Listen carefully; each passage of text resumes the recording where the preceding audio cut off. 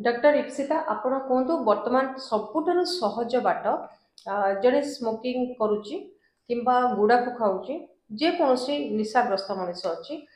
तार गोटे डिटर्मिनेशन केमती से करवा दरकार ये सब छाड़िया फास्ट तो से जानिबा दरकार जे स्मोकिंग कहतु ड्रिंकिंग कहतु टोबैको कहतु अर्थ हानि पिला माने जदि आगरे देखिबे जे केमती से माने मनीष केमती हेबे से माने तांका बापा मां को ही फॉलो करिवे तो से भाबिया दरकार जे एटा आउ गोटे जनरेशन रो भी क्षति करिवो ता छडा धीरे धीरे आपनकर बॉडी रे एक्टिविटी कमी जीवो रोगग्रस्त हेबे आपनकर पैसा इनकम ना अर्निंग सोर्स भी कमी जीवो तेणु आपनकर परिवार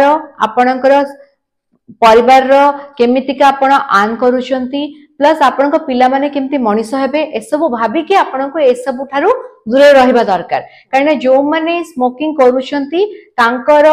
हार्ट डिजीज से माननकु कैंसर रिस्क अन्य लोकंक पाखरु 20 रु 30% अधिका जदि आपण स्मोकिंग बंद कर देले ए रिस्क आपण पाखरे 10 गुना